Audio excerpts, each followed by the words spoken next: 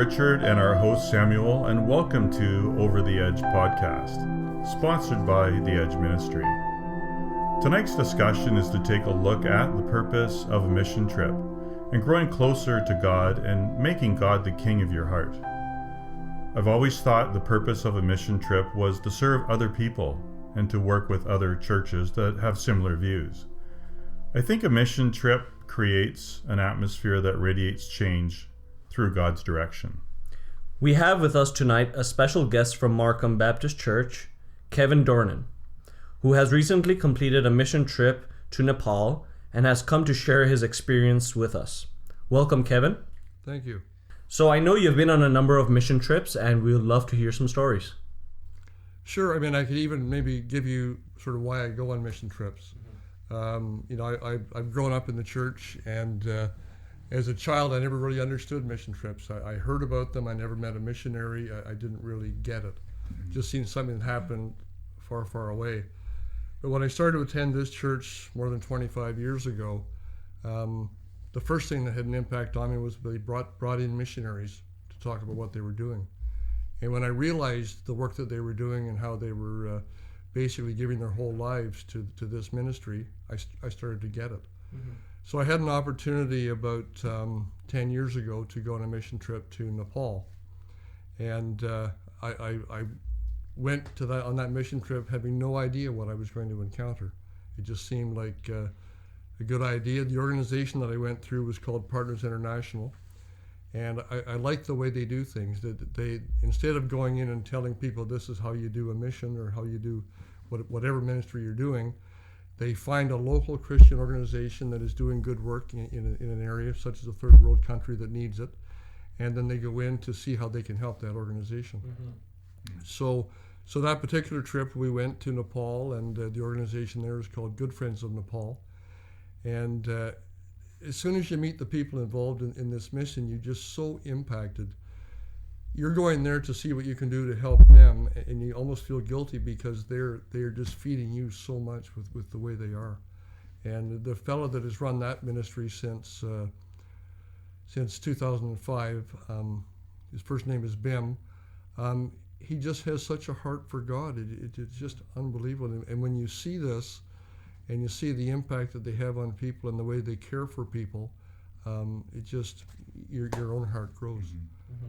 So just seeing that was one thing, and then coming back and sort of seeing how we can help them. There's one example, and the two main areas that we can help them from afar is through prayer, mm-hmm. and through finances.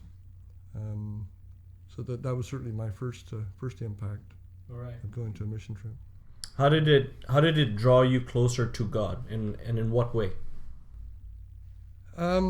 First of all, it was my first experience in a third world country, so that was a little bit shocking. But when you see an area where, I mean, you read about orphans and widows in the Bible, and you read that, and you sort of draw your conclusions. But when you go to a place like Nepal, which has no social network, mm-hmm. and because of the culture there, as an example. If the man of the family dies, the wife, the widow, is often thrown out on the street. Mm-hmm. She's on her own. There's no support whatsoever. And not that many years ago, it's a Hindu culture. So when they would be burning the body of the husband burning the body, they would sometimes put the live widow on that bonfire. I mean, it's shocking to hear things like this. Mm. And there's just no support. And this Good Friends of Nepal, I mean, I forget the number of widows that they're providing like a monthly stipend, so they have some money to eat. Right. Yeah. And orphans, it's the same thing. They just I'll never forget driving on the road and seeing these piles of garbage, which again they don't have weekly garbage pickup the way we do here in mm-hmm. Canada, and seeing a 3 or 4 year old child in rags picking through the garbage trying to find something to eat. I mean, it just the shock value is unbelievable, and to think that there isn't other organizations trying to help these kids out. Right. Did you feel your purpose of going on a mission trip was fulfilling? Well, I mean, it wasn't, and having said that, maybe what I thought was going to happen and what happened were two different things. But it's something that I encourage anyone to do, is go on a mission trip. And I think also every mission trip is different. And there's the mission trip you plan, and there's the one that happens. So I think, I mean, as I was in South America, and we actually were, it was a building project. We were working on building a house so that when missionaries could come out of the field, and in South America they would be up the Amazon River, a long way away. They would come back for a bit of a respite, so they actually built a house for them, right? So they had a place to stay when they were resting up to head back out. But the big thing is materials for them. I mean, they generally can come up with the manpower to build a house. It's the same in Nepal. The manpower is there, but things such as corrugated tin to put a roof on, they can't afford it. So that's certainly, again, this is something I've learned being in several places. This is what they need. This is the sort of support they need. Right. And sometimes it's not, like, don't get me wrong, you feel good when you're actually building. We had the hammer and nails, and we're putting flooring in and that.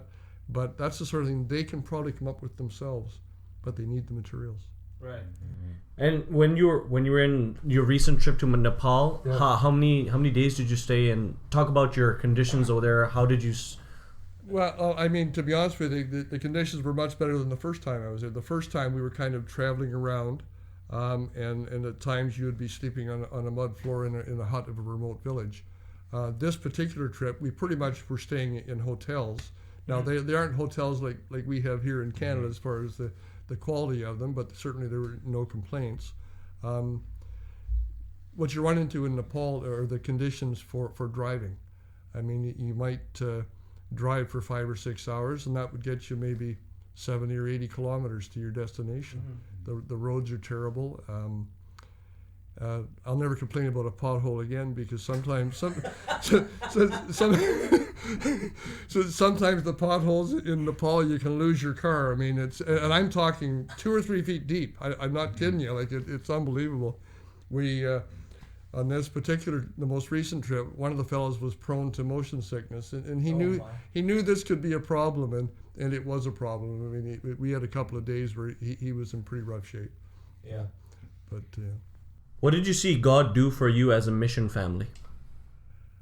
I think he opened my heart.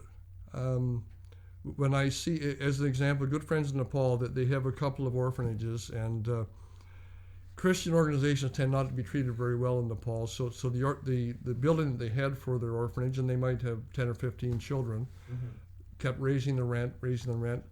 So the response that they had is heartwarming. They had a house that Bim was living in, and they had offices for good friends of Nepal. So they just shifted things around and brought the orphans into their house. And when you see the relationship between the people of Good Friends of Nepal and the children, you realize what a wonderful situation it is. I mean, these kids they have an opportunity to get an education, to be fed, to be looked after. And I don't really know, because I couldn't really have that conversation with the children, but I wonder if they realized that, without this, they could just be on the streets and have nothing. So when you see that sort of, and it's all God's doing. I mean, God works through these people that when you see this, it's just heartwarming is the only way I can describe it. Right. I know you've been on quite a few missionary trips, but what did you learn on this trip to incorporate into your life and ministry upon your return? Well, one thing for sure, having been to Nepal before, although it was 10 years ago, I think I learned a lot more about their conditions and what they were going through, because you have a bit of a basis. Having been there before, you knew a little bit more about the culture. I'm no expert on Nepali culture, but having been there before, I mean, a lot of things I picked up that maybe I could have picked up before, but I was so overwhelmed by what I was seeing that I really couldn't figure it out.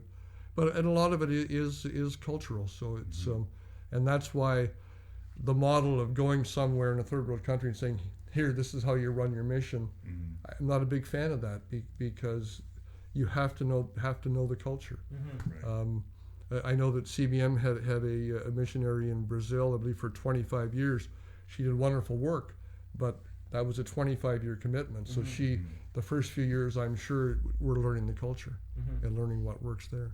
How long did it take you to acclimatize? Like the first time, your first mission trip, you go to this third world country. How long did it take you to, like, settle in and say, okay, let's get to work?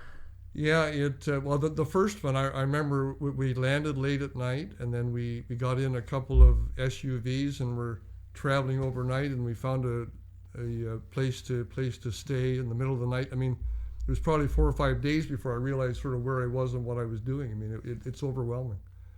So, and as I say, that the distances, to travel a long distance there, like a journey that would take us an hour could take them 5 or 6 hours.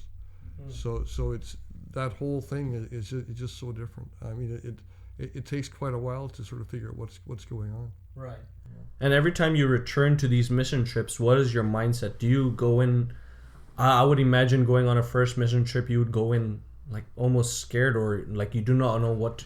Like, what is your mindset when you go to these? Certainly, the first one, I had no idea what. And you're even crazy things like, what do you pack? I mean, right. It's they give you help, they give you sort of a list, but you really don't know. The second mission trip I went on in Peru and Bolivia, I was there for 2 weeks. Well, I took a backpack. I knew what I would need. I had everything I needed. I used everything I took. I mean, it's just so much easier. Just having that knowledge, having been there before. And you're right, the first mission trip, I had no idea what to expect. Right. I having said that, I believe in the power of prayer, and I've never felt it like I have being on mission trips. I mean, you're in conditions that quite frankly, by Canadian standards, are pretty scary. But there, you just feel the power of prayer. I was in Bolivia on my previous mission trip, and middle of the night, my stomach was in a great deal of pain, so you just assume that you've eaten something you shouldn't have eaten, and hope it'll work it out. Well, it turned out that I had a kidney stone, and I've never had a kidney stone before, and I had no idea what it was. Now, having said that, through the power of prayer, I mean, it hit me around midnight one night. By early morning, I was in a clinic, and they diagnosed, and they said, yeah, it might be just intestinal something, but we think you should get checked for a kidney stone.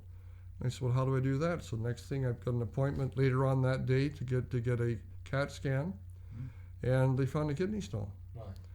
And I said to the doctor through it, I had a friend that was from Ecuador, so he was translating, and I said, well, what do we do?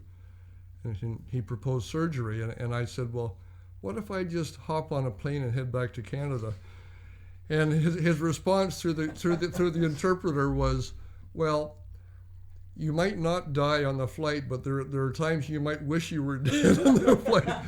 And I said, okay, let's do the surgery. But I mean, really, so went through. I was well cared for. I didn't have a care in the world. I thought just before I headed into surgery, I better call my son and let him know what was going on. Right. And I phoned him, and he picked up the phone. I mean, what are the odds when you're really trying to get a hold of somebody that you can get a hold of them? And I told him, there's nothing to worry about, but I am. And then I know that he got the prayer chain going here at the church. Right. And it's crazy to say the number of laughs I had through that surgery. It's I was one of my standard lines, I got in touch with my feminine side. They gave me an epidural, and I put my feet up in the stirrups. So, so I was awake the whole time, and everything went well. I just before I went in, I learned the word for pain in Spanish, just in case that was going to be useful. And then in recovery, the nurse would check my blood pressure and she would take my temperature, and she would ask me, I think, how I was, and I felt fine. So in Spanish I would tell her I felt fine. She would laugh, I would laugh, and we'd repeat that half an hour later. Yeah. But everything went fine. Matter of fact, I came back after that mission trip. So I was just out of action for a few days. I came back from that mission trip, and I was at a client. I do ID consulting. And she said, really? She said, I have a friend with a kidney stone, it's been 2 weeks now and they still haven't resolved the problem. I said, well, I know a great place in Bolivia that I highly recommend. But I can, like, I'm honestly, I'm not lying, I'm not bragging. I had no concern. I just knew that prayer was there. And so the sad thing is, why don't I feel that same calmness in all of my life? But usually I seem to really feel it in mission trips. So. Right. Is every Christian a missionary? I would say yes, but in different ways. Mm-hmm. Matter of fact, two of the fellows that were on this trip, there were 4 of us on this most recent trip, and they've done a lot of mission work, and I was sort of picking their brains about how their church was doing it. But it's kind of interesting because there's many different aspects of the trip. There are those who actually go into the field. There are those who help with finances. There are those who help as prayer partners. And they raised a good point that the one you tend to bring up at the front of the church is the person that went off to that far destination and came back.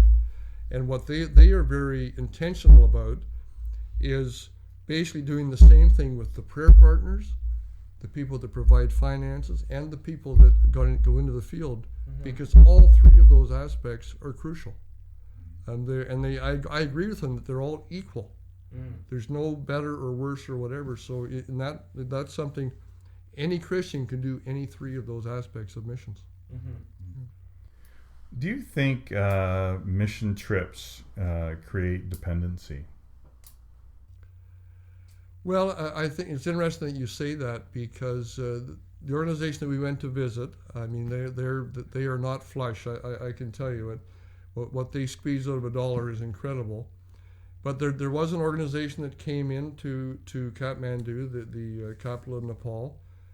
They basically brought in tons of money, put up a big building, brought in all the staffing, and but now I don't have any comments about what their particular ministry is accomplishing. I don't really know, but I think there's a case where it doesn't have the same impact as our impact on Good Friends of Nepal, where we try to hear what they're doing.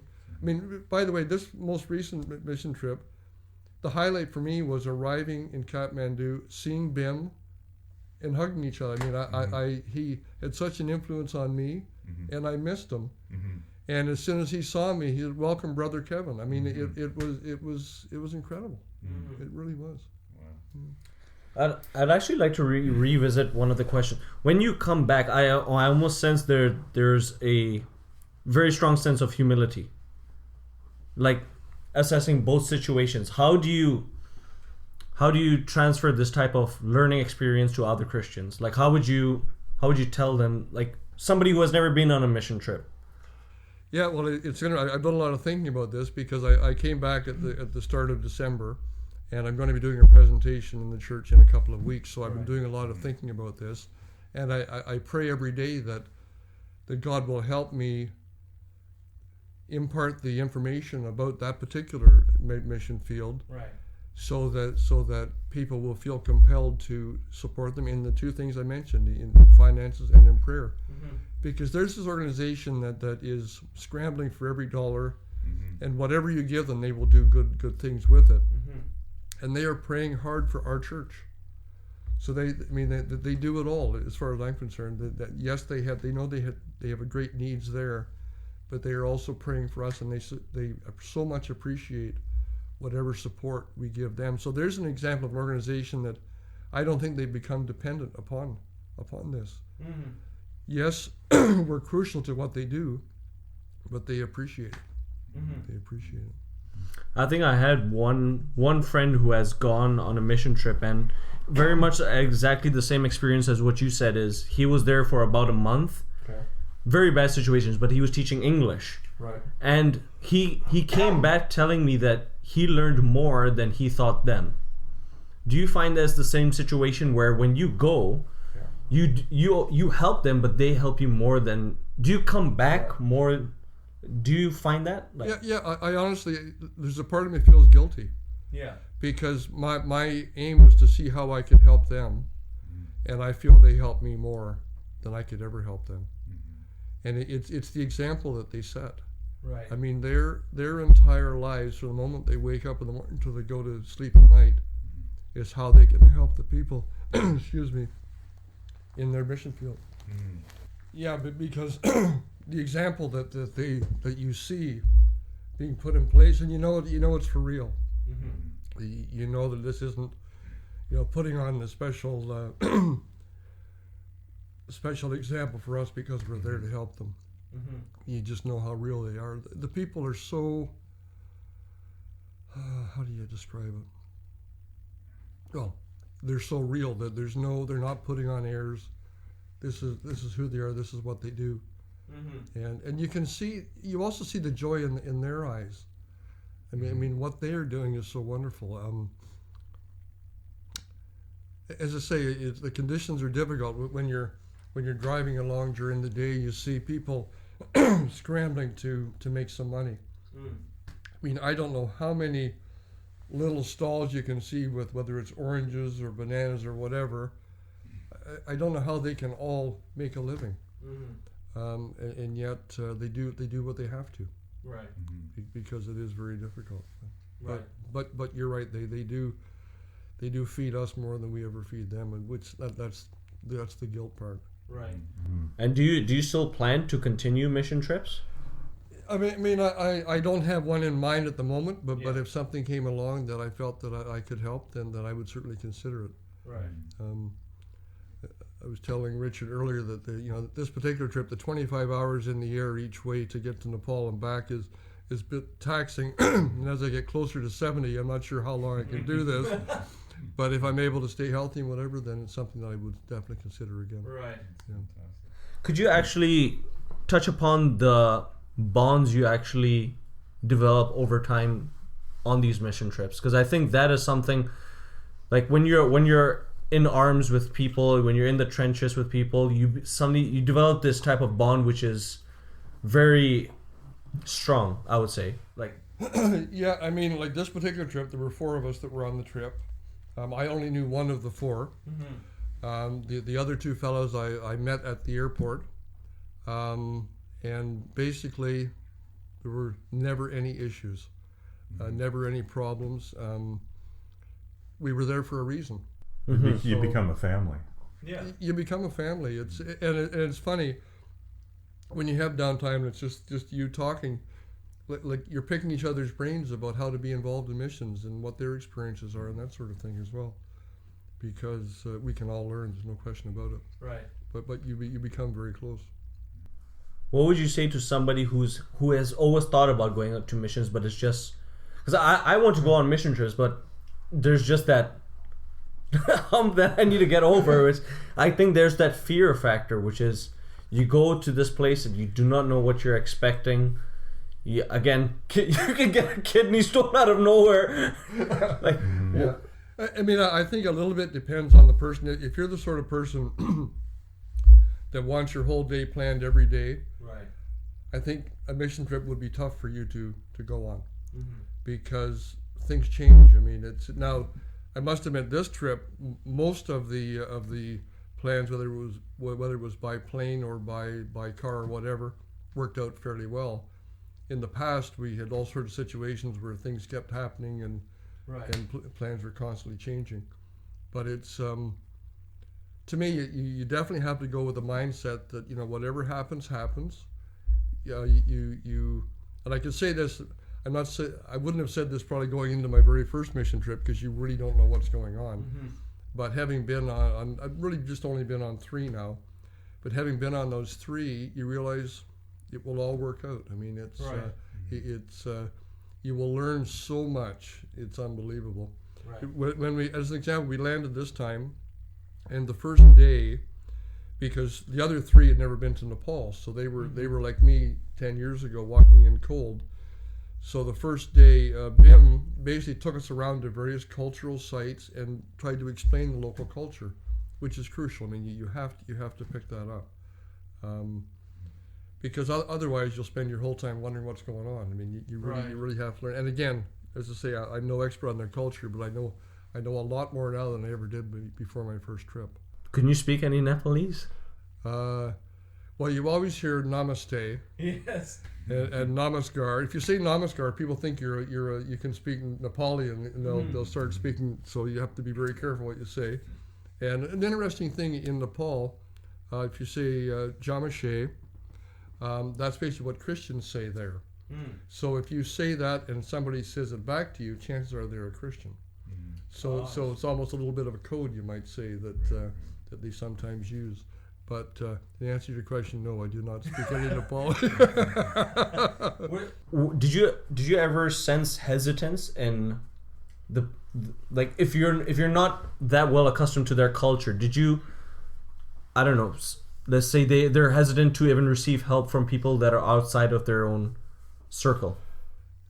Not really. It's almost the other way around. Like they are so thankful that a Christian from halfway around the world would come to visit with them. Right. They can't believe that we've done that, for starters.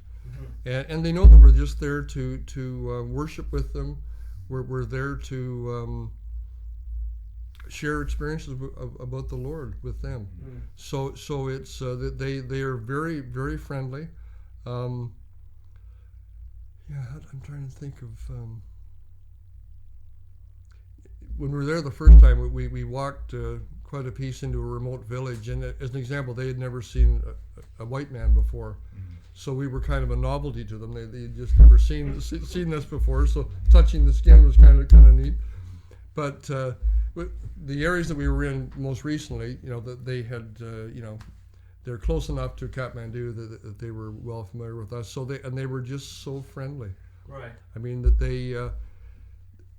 they couldn't do enough for it, whether it was providing us food or whatever. And here we are trying to be cautious as to what we eat, but there are times when we were on the first trip, we were coming back from a remote village, and we're walking along, and all of a sudden, in the middle of nowhere, there's a fellow with a little house.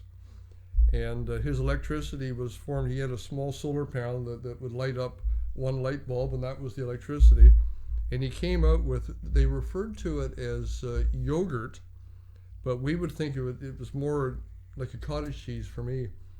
Well, there were 5 of us on that trip, and the other 4 were able to not take a chance by eating that. But this particular fellow we had seen in a worship in a small church recently. I couldn't help myself, so I did take it, and actually it was very tasty. But as I said, the other people in my group thought that I was taking a huge risk. Now, what I didn't know until later was that they were keeping their eye on me, because when you get sick from eating the wrong thing in these countries, it tends to happen within the first 1 to 2 hours. So they were expecting at any moment, and we were actually hiking a long ways through some rough terrain, so they thought there's no way that I'm going to make it. But anyway, the good news is that the good Lord protected me, and I was not sick. But there's an example. They want to help us, and yet we're there to help them. It's just funny situation. Sort of a symbiotic relationship. It is. I mean, you're all on the same wavelength. I will say that for sure. Yeah. Right. Was there, out of these three mission trips, what would you say was there any one specific highlight, one specific story that you would iterate to somebody? Yeah, I don't think there was one. There were just a lot of moments. Yeah. A lot of moments where even if you don't speak the language, you sort of have that moment where you're communicating with each other. There was a fellow in South America, and we we flew into a remote area on the Amazon, and that was interesting because the landing strip was basically what we would call a field. And but there was just one fellow, and I don't know why. Somehow we were simpatico. We always seem to react to the same things that were happening, and it's strange to have good feelings about somebody when you really don't know them.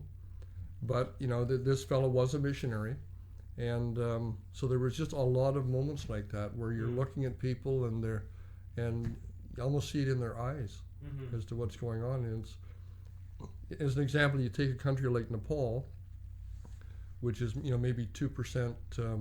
Christian, probably being generous, so they're really very much a minority, and yet you see God shining through them, and when they worship with abandon. I mean, it's I feel guilty that I don't worship like that all the time, because they really are feeling it, and so I think And maybe because they're in such difficult conditions, they appreciate it more. I think that's a problem we have in the Western world. We're so concerned about material things, about the car we drive, the 65-inch big screen TV we have, all this. We forget about the basics in life, and they're struggling to get the basics. Right. I think the interesting thing is everything's high tech for us now, right? I mean, if I leave home and realize I haven't got my phone with me, I'm going to turn around and get that phone. Right. And yet, I remember the first time in Nepal, we were in this really remote area, and we saw, and of course, rice is the big crop that people grow rice to eat. But you have to grind the rice if you're going to make flour out of it, that sort of thing. And there was a fellow that I guess he got probably water coming down from a little mountain or whatever, and then he built a sort of a trough in stone, like a kilometer long, to a little mill, and he had the water running the mill, and people would bring their rice to him, and he would grind. And we look at that, you just phone somewhere and buy a little mill, and you set it up with electricity. He did it so interesting, like people, the innovation, like. Oh, exactly. It's fat, and then you would see him. We saw him several times on that over a few days, and you just see him out like rocks would fall out and would start to leak, so he'd be there repairing that, whatever, keeping it going. But it's fascinating to see how they do what they have to do. But this was one fellow that was able to do that. Most people weren't, so he provided that, and the people provided the rice. I have no idea how they paid him. They probably paid him in rice. Maybe he could keep part of what he would grind for them. He had the ingenuity, and he worked hard. I mean, these are, you see, we were in an area that we're walking along in riverbed that was very dry. But what happens when that happens? Then people bring out little screens, and they're basically making gravel. Like they're using the screen to come up with certain sizes, and they're shoveling like crazy to get it. And hard work, doesn't put it mildly, what they're going through. Right. But they don't see it as hard work, or do they? No, they see it as what they're doing. It's like one of the big things in Nepal, being formerly the last Nepal kingdom, or the last Hindu kingdom, I should say, in the world. The caste system is just throughout their entire culture. So if you happen to be born with a name that puts you in the lower caste, the untouchables, there's only so much you can do. And when I was talking to this young fellow who works with good friends in Nepal, explaining that we don't have a caste system in Canada, he couldn't wrap his head around that, because it's all he's ever known. His whole life, that's the way it is. So it's very different. And that's why I say we could sit around the table and think, these are the wonderful things that we're going to go into Nepal, and we're going to help them out with this. Right.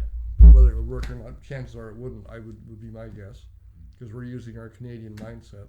Right. And you've got to go into a culture that it's so different from what we know.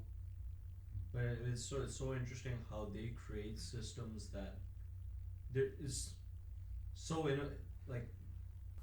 Every time I see a film based on this is based on a third world country, it almost never matches what they do in real life. Like I think what you were talking about is the amount of innovation and how people they create out of desperate.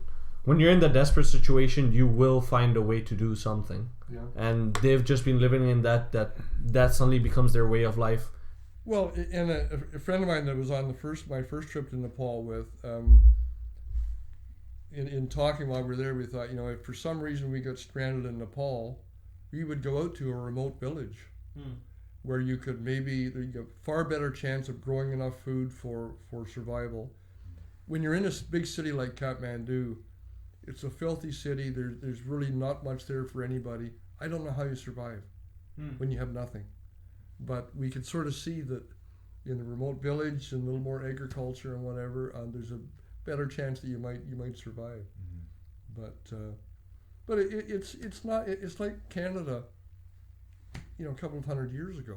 It was the innovation that they did, that they couldn't just go out and buy it, so they somehow made it. Like pioneers. The pioneers, but we're so far away from that now in our Western society that it's hard to imagine. I mean, when I was first working, I was working as a CA student. I mean, I had friends that I worked with that I'm not sure they could screw in a light bulb and take it out. That just wasn't part of their skill set. But yeah. I don't know, when you go there, do you notice how much, I don't know how to frame this question, how much we're lacking? Not lacking. I think it's kind of the priorities that we have in our lives compared to what somebody struggling to survive has in their life, that there's just no comparison. Yeah, because it was only until I came to Canada, and I still don't have any data on my phone, that I realized I actually don't need data on my phone.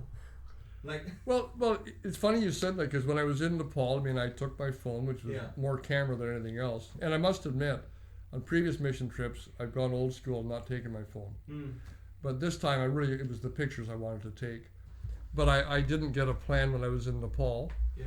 Although I got a text from Bell when I landed on the flight saying that here you'll automatically get this plan for so many dollars a day, and I thought, no, I won't. But I basically used Wi-Fi when I needed it. Interestingly enough, like GPS follows you around because that's always active. Now the interesting thing is on the flight back, we had a 10-hour layover in Guangzhou, China. And it was long enough to the point where we had to get a visa to go out to a hotel to sleep for a few hours, and came back in. But when I got home, Google sent me my latest where I'd been in the world, and apparently I wasn't in China because it just showed an arrow over it. I left Nepal and I ended up in Vancouver. So.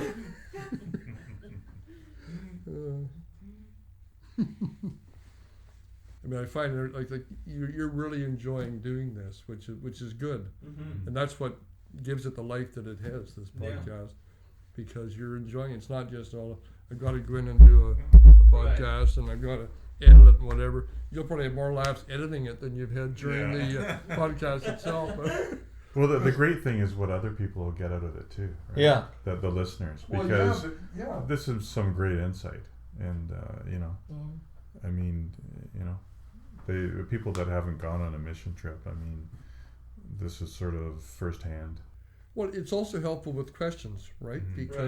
Because sometimes if you just don't think that would be interesting to somebody until they maybe ask the question about that.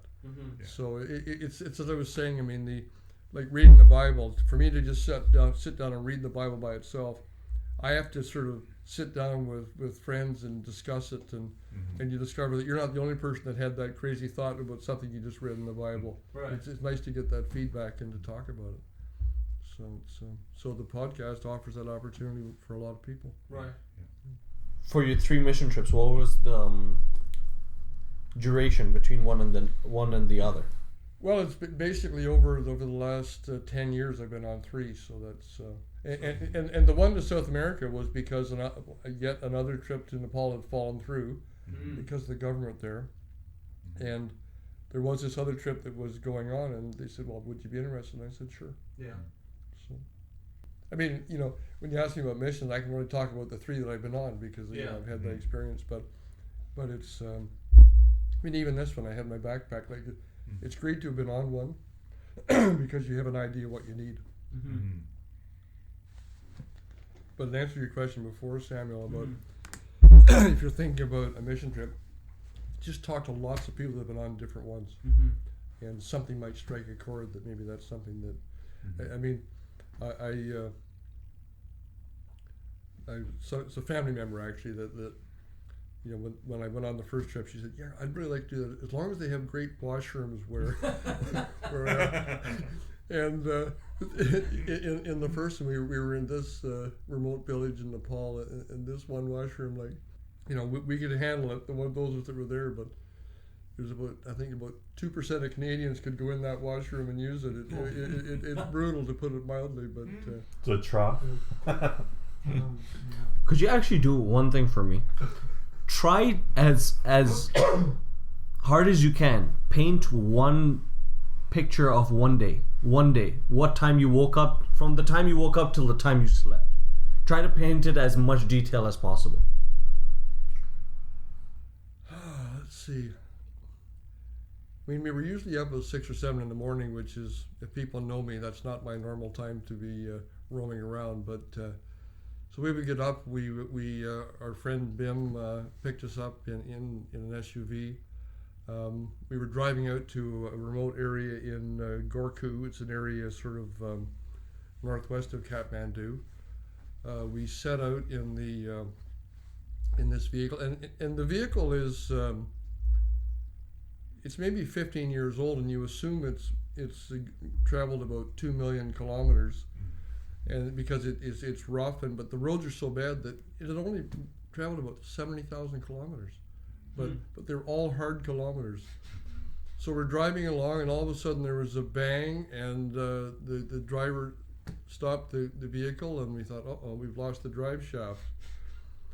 So we, traffic going all over the place, and we push it over to the side, and so that they call a guy, and he shows up on a small motorcycle with all of his tools. Well, his tools were just a small bag, a small cloth bag with the tools, but they were concerned about the universal joint from a past experience, so they told him to bring a universal joint with him. Well, sure enough, the universal joint had let go, so he's under there fixing it, whatever. We're standing around chatting, and before you know it, he got it fixed up. And we thought, well, a couple of days earlier, the back bumper had fallen off, and I tied it back up with some rope.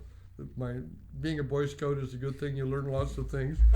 So we thought maybe we should get that repaired a little better than we had done. So we drove to another, and so the repair for the universal joint, I think that maybe cost about $45 Canadian dollars to get that fixed, which is, I can't even imagine what that would have cost here. We go to this other place, and now they've got 4 or 5 guys working on bending the bumper back up in place, and getting the welder out, and getting, I think that was $70 that when we get that fixed up. But looks like 5 guys for a couple of hours.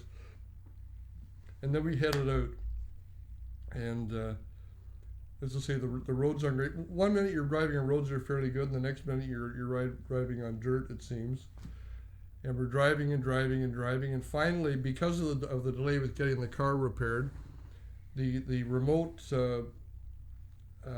little church that we were going to see, it was getting late in the day. And we found out later that some of the people that had been there waiting for us, they'd left because they didn't know where or if we were ever going to show up. So we finally, we're in the middle of nowhere, but our driver, who's just a young fellow, he had 2 jobs. He drove this SUV, and he was the worship leader at their local church. So that was his 2 jobs. So we found this place. We walked down this dirt trail, and then we find there's like a walking bridge that goes over this river, and it's quite a remarkable feat that I couldn't believe they would actually have this walking bridge. I think at one time it might have been for cars, but it would have been for skinny cars. We walk across that. We walk through the fields, and there's this little church. I mean, a church in Nepal basically is a rectangular building that they can meet in. And Bim's uncle actually lived, who was actually how he came to Christ, lived in this area, and he didn't even know if his uncle was home, and we see his uncle there. We go up to the church. We meet several people that are in that church. By this point, it was getting dark as we were walking to this church, and it was pitch black by the time we were leaving. So we got, that's where the flashlight on your phones comes in handy as you're walking along, so you don't kill yourself. Back across this little bridge, and then we went out and we found a hotel, the Hotel Gorkhu, where we sat down and had a meal together. And at this point, we were really getting into the Nepali cuisine, so we sort of knew what to order now and whatever. And we shared that meal together, and then it was time for bed. But I glossed over that. I shouldn't have. The time with the people in the church was very special time, and they told us about what they were going through and what they were doing, and they told us stories of individuals that had been involved in setting up that church, and there was a fellow who actually died within the last 6 months. He was sort of he had the vision to get all of this going, and he kind of appointed someone to be the pastor of that church who did not plan to be the pastor of that church. And he appointed this person, and this person has done wonderful things, and it's because he was appointed by this man that had such wonderful faith. So there's a day in the life of a mission trip. That hours where you're driving, what do you do? Like, what do you do when you're driving? Do you read a book? It's really funny because we had it's an SUV, which is what we would consider a small SUV. Yeah. There are 6 of us. And so because I tend to have a strong stomach, I was often back in the luggage compartment at the back. And because I could just sit there and read a book or whatever, and a lot of the people, they had to focus outside or they were going to be ill. So they said, "Are you sure you can stay back there?" I said, "Yeah, I'm okay. I'm just reading." So it's, and as I say, I mean, here, we would have been there in an hour here, and our car wouldn't have broken down twice on the way. So it's just different. That's why I say you just have to be completely flexible, and you have to open-minded and patient. You have to focus on why you're there, and it's not like when you're here, but your working life. You have your agenda. You know what you're going to be doing, and that's what you're focusing on. But I guess in a strange way, it does help you focus on God, because that's why you're there. Everyone you see, God is a big factor in their lives. And I often think too, I mean, I was born in Canada, I've grown up in Canada, I've attended church my whole life. It's pretty easy. You don't worry about being beaten up. I mean, the stories I could tell you in Nepal where you have a Christian come into your home and the villagers come in and beat the crap out of the entire family. And at times they may have the help of the local police. I mean, the other thing is the main way people come to Christ there is through healing, and the healing is often casting out spirits, casting out demons. And the first time I was there, I just couldn't understand why this was so common there and not here. And I thought it was, the cynical Western views that we have, just refuse to believe it or whatever. But when we were there this time, Bim had insight into it, and he said it's a Hindu country where they worship idols, worship demons, and he said he thinks because so much of that is going on, demons get into people in a negative way. And the quite a common thing was they would ask the Hindu priest to cast out the demon. He'd be unsuccessful. They'd ask the Buddhist priest to cast the demon. He'd be unsuccessful. As a last resort, they would go to a Christian. Although sometimes we heard stories of both Hindu priests and Buddhist priests saying, well, there's a Christian over here, see if he can do it.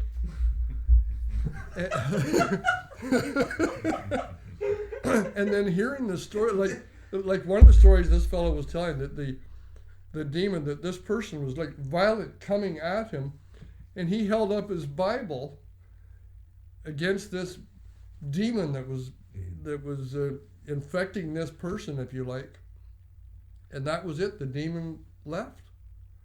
And all sorts of stories of people being, and people here are skeptical when they hear stories about casting out demons, and they think just a mental illness or whatever. And I'm not saying that doesn't exist. Obviously, that does exist.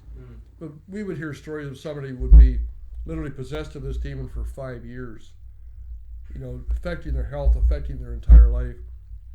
And once that demon is cast out, that was it. They were back to normal, having a normal life. So the other thing that I think is more cultural is that, so it's not unusual for somebody to have this demon cast out, people to see it, because this isn't hidden, and an entire village may come to Christ after that. Whereas in the West, that we don't tend to be wired that way. Well, that my friend has become a Christian, right? And then I'll just buy into that. It doesn't seem to be like that way here. Do you think that's out of desperation? Well, it's interesting because certainly several of the stories were delete, so that's the untouchables in the Hindu caste. You would think that they would, if they heard about Christianity, they'd be jumping on it because it's so different for them. And yet the fact of the matter is, it's this last resort. They tried the Hindu priest first. They tried the Buddha. So the desperation comes from the fact that the demon hasn't been cast out, and they eventually come to a Christian. But I'm kind of with you. You'd think that they would, as soon as they heard about Christianity, equal, no caste. You'd think they'd be jumping on it, but no, it's not like that. Because this is all they know. Hard for us to understand that, but when I talked to people there about the caste system, they were blown away that we didn't have some form of caste system in Canada. Now, obviously, we know we do. I mean, there are different things going on. But in there, it's because of your last name. If your last name means you're a delete, then that's it for you. You won't get a good job. It's not like you might not get a good job. You will not get a good job. Very, very different world. Yeah, and as I say, I think I learned a lot more being there the second time, because I think a lot of this maybe I just didn't get it the first time around. Whether I just couldn't accept it or whatever, I don't know. But I just felt that I learned a lot more this time. Do you feel that you would, would you gravitate more to going back to Nepal because of that? Well, I must admit, I mean, I definitely, I feel for Nepal. And like from the very first trip, I've been trying to get back there, and it took a long time.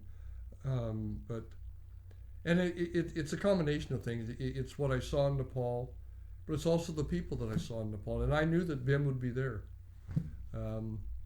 It's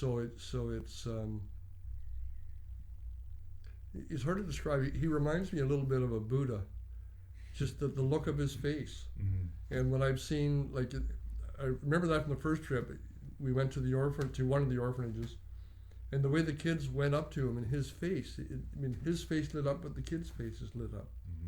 And just incredible. It's almost like they could see the spirit within him. Yeah, I mean, and as I say, I mean, what I don't know is whether these kids really appreciate it. It's hard to know. I mean, they no question they appreciate it, but the question is, do they really realize that I could be on the street were it not for these people bringing me in off the street, feeding me, teaching me. And a lot of these kids have gone on to university. Like, it's incredible. Oh, wow. The stories that because in 10 years, most of the kids that we saw, they were gone. They were older. In the orphanage right now, there's one fellow that I think usually once you're 18, you kind of leave. And there are government rules about how some of this stuff works as well. But this one fellow, he did not want to leave.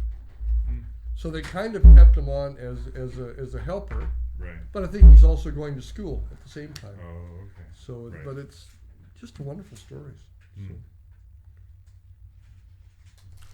What's the longest one you've gone on? The longest mission? 2 weeks was the longest. 2 weeks. I've been on, yeah. Okay. So a full 14 days. So that's another 4 days. Then it was 10 days this time. Wasn't it? Yeah, it was about 10 days this time. Yeah. So. Do any missionaries go on sort of longer journeys than that? Like, would they go for a few months? Well, yeah. I mean, I mean, for instance, at Good Friends of Nepal, that they had somebody visit them for a month, stayed with them for a month, and it's easier if it's an individual, because one of the things you have to be aware of. I mean, they don't have the resources. So if you say, like, let's get a group out of the edge, dozen people to go over. Well, they've got to then get you transported and everything else. It's not like here. Here we could just pick up a little bus and away you go. Yeah. They don't have the money or the resources to do that. Right. So, I mean, like I'd been in SUVs the first trip. I mean, I'm telling you, I don't know how many people we had. We were even this one. I wonder if I have a picture. But one of the first that we went to their little church that they have there, and it's interesting. Their services are on Saturday because that's the only day people don't work is Saturday in Nepal. They work 6 days a week. So all of a sudden we're picking up people, and all of a sudden we had like 4 or 5 kids and a mother in the back, and they started singing Jingle Bells. So if I recall, I took a picture, and it's all fantastic. The problem with the phones now is we have way too many pictures. Mm-hmm. Take 6 of the same thing. Before my grandchildren were born, I would have like 1 picture. So this was an SUV we were in. These were all these kids that were in the back. So I just, I guess I'd have to say I'd taken a selfie now. I was going to say I'd never taken a selfie in my life, but I took a picture of these kids, and they started singing Jingle Bells. Wow. Yeah. That's great. What occasion was it that they would sing Jingle Bells? Well, like, first, they're fascinated. I mean, on the one hand, it's Nepal, so yes, they have snow in the north and whatever. Right. But these kids probably never see that in Kathmandu. Right. But, so it's there, and they know, maybe because we're Canadian, maybe that's what they, but there's... Yeah, they connect There's 1, Santa 2, Claus 3, with 4, Canadians. 5, 6. There's like 8 Probably. people. That's in the luggage compartment of an SUV behind the... Right. behind the It is. Yeah, they probably sang that because they identify it with Canada. well, yeah, probably, yeah. Well, Or America. when we were in this remote village, the first trip, they just, to them, Canada was ice and snow, which I can't blame them when I think of how little I knew about Nepal. Mm-hmm. We're walking to this remote village. It's in a rainforest. Mm-hmm. I'm thinking, a rainforest in Nepal? Mm-hmm. But it just shows we don't know much about each other really. So the fellow in the middle there that is playing guitar, he's the worship leader, but also our driver at times as well. Oh, is he? Oh, yeah. Oh, wow. And it's funny, one of the fellows said to him, I forget what brand of vehicle we were driving, and somebody said to him, how do you like this vehicle compared to others? His response was, I don't know, I've never driven another vehicle but this one, so I wouldn't know. I wouldn't know the difference. Yeah, it's reality when you come from America, Yeah. and you really probably see how they do live, and it's. But I'll tell you, we saw a lot of smiles. Mm-hmm. Yeah, it doesn't take our culture to be happy. Oh no, not Right. even close. A Western culture doesn't. I mean, I you can be very happy with very little. yeah, like Yeah. I think it's almost detrimental having Mm-hmm. stuff. Mm-hmm. Yeah. I think that's a problem because You just want more stuff. yeah, I mean, That's so true. I'd like to say I'm devoid of worrying about stuff, but I certainly am a lot more than when I was younger. But there's when you see how they make use of finances in the mission field. Everybody I know is guilty of, well, you didn't have to buy that. You could have just given that to them. Right, right. It's so easy to do. Mm-hmm. Mm-hmm. But it doesn't make it, I want to make it sound negative because it's like with Christianity, every little bit you do is good. It helps. Yeah. So, like, you get some people to say, well, I'm not going to give to charities, it's just that, the needs are too much and it won't help. Well, that's not the right attitude. Mm-hmm. Just whatever you do, I mean, if you put a smile on any person's face, you can see that, doctors that perform surgeries on people and heal them, you can see how wonderful that must be in their lives. That's physical, but you can do the same thing spiritual. What would you say did you pick up was their coping mechanism? Like, they are living in harsher environments. Well, how they get by day to day? Well, I mean, most of the people that we're dealing with have accepted Christ. So it's, I have to say that's the answer. But one of the programs the Good Friends of Nepal has, they bring in women, because again, if you're a widow or if you're a single woman, you have no means of support. So they bring in women that they have what's called a training center, and they learn to use a sewing machine to make a variety of clothes. And then the most important thing there, I mean, a sewing machine maybe costs $200.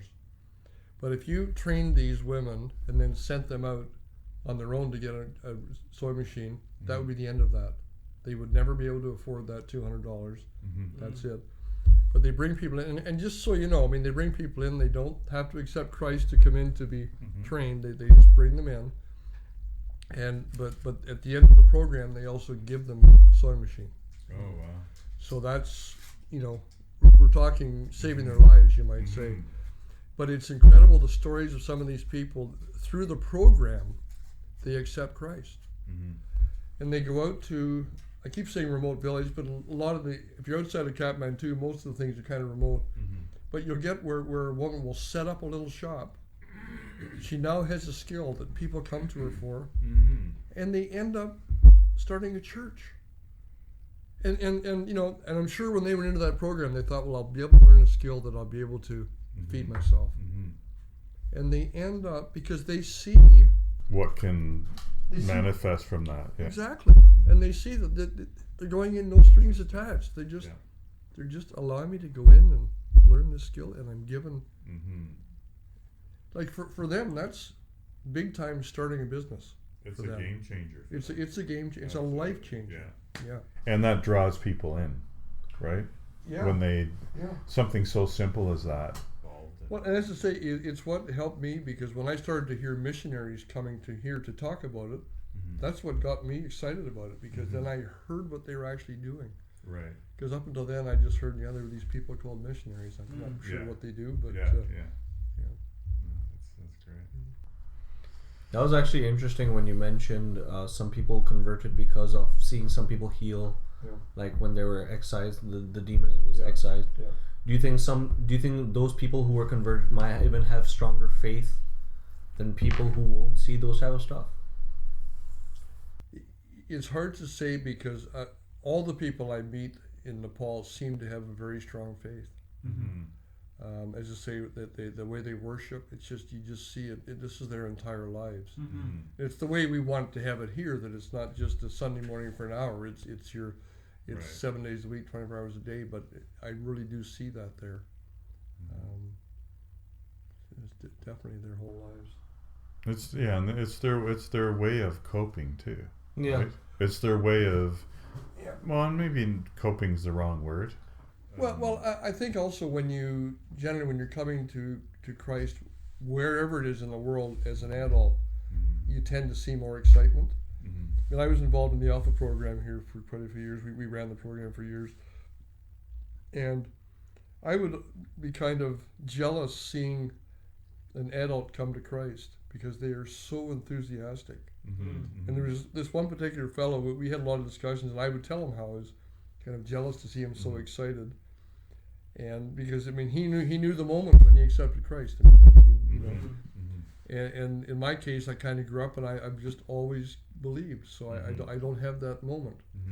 But he was jealous of me, because he said, but you've had this in your life all this time. I'm just getting it. He said, like, so it was funny how we were jealous of each other for completely different reasons. But, that's funny. Could you tell us about some books, podcasts? What are you reading? What are you listening to? Well, funny you say that, because the only podcast I ever listened to is the one by this Edge Ministry, and I've been enjoying that one. The book that I'm reading at the moment is not my typical genre, but it's a book called A Man Called Ove, written by a fellow called Fredrik Backman or something like that. And it was written in Swedish originally, translated to English. Apparently it was translated by somebody in the UK, because they refer to things like the boot on the vehicle. But it's a fascinating book. It's and I'm reading it because a good friend of mine that actually used to attend Markham Baptist before he moved to Peterborough recommended it, said it was something I wouldn't be able to put down, and he's absolutely right. So it's a book that I would recommend. Right. I mean, from a spiritual point of view, we have a weekly small group in my house. And my good friend George puts together a sort of the material that we need to prepare for each week. And at the moment, we're studying the life of Jesus. So that's where I get my spiritual reading. That unfortunately is not available to the public, but that's where I prepare there. And because when I'm talking about the Bible or Jesus or the Word, I have to have that discussion as part of that as well. So. With a small group, that gives me the opportunity to have that discussion about things as well.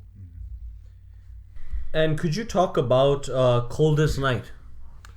Absolutely. The Coldest Night of the Year is a wonderful fundraising effort that started, I don't know how many years ago, maybe 10 years ago more. And it's coast to coast now in Canada, and it raises money. But Markham Baptist got involved quite a few years ago, and we walk in support of Yonge Street Mission, and it's quite fascinating because I reach out to friends and family across this country and get tremendous support from people. And Yonge Street Mission has a wonderful reputation. Yes, it's a Christian organization, but a lot of non-Christian people are very thankful for the work that they do in helping people that are in need in Toronto. So we're walking, I think it's February the 22nd. Yes.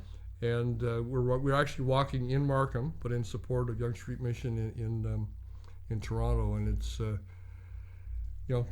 I've been talking earlier about the people in need in third world countries. But in Toronto, there's lots of people that are in need as well, that are homeless, that don't have enough food, and when you think from our Canadian terms of children of all ages in Toronto that are in need, it's something that people certainly do support. To an everyday person who cannot see themselves going on these type of mission trips, what do you think is something you can tell them that they can do locally? Yeah, I mean that there's so many that the mission committee at our church that they basically look at supporting people in the local community throughout the country and internationally. So to me, they're all equally valued. Basically God wants us to help all of those that we're able to help. And so basically in the local community, whether it be the food bank, certainly you can talk to people and see if they have any recommendations about something they can do as a volunteer. Mm-hmm. And for those who do not know what Yonge Street Mission is, could you explain it? Well, I wish I knew more about what they do. They have all sorts of programs that they do. They provide clothing and food for people. They have all sorts of programs where they teach skills to people, but where they have programs for children so that after school they can get additional support. They provide meals for people that are on the street. That they have it's a huge organization. I wish I knew more about it, but everything I know about it is wonderful. It's been around for a long time, and it's curious that I'll bump into people and learn about information they know about Yonge Street Mission, and it's all been positive. Right. Yeah. On that note, would you mind closing us in prayer? I'd be happy to. Lord, I thank you for this opportunity to discuss with people here the mission field. Lord, it's something that you draw many of us to, and as we've discussed, it's one thing to go into the mission field, but it's equally important to pray for those in the mission field, to pray for various missions around the world and in Canada and locally here in Markham, and also to provide financing, because a dollar from a Canadian will go a long way in a third world country. Lord, we pray that you guide anyone who is considering going on a mission trip or being involved in any aspect. And we pray that you spread the good news about the various mission organizations. Markham Baptist Church is involved with many organizations, but we deal with Christian Baptist missions, and we also deal with Partners International. Lord, these many groups are happy to obtain support from any area, and we pray that you will bless all of their endeavors, Lord. We ask this in Jesus' name. Amen. Amen. Thank you very much. If you would like to leave a comment, you would like to leave a question or a prayer request, please do so on any social media that this podcast is on. For the listeners, you can subscribe either through iTunes or Spotify, and all of the books that Kevin was referring to, you can check it out in the show notes. Thank you very much. Well, thanks, Kevin. We'd like to thank you, Kevin Duran, tonight for all that you do, first of all, and for your thoughts and insight with regard to the purpose of a mission trip. And we'd like to thank you, the listener, also for joining us. Please tune in again next week to Over the Edge for another evening of insightful conversation.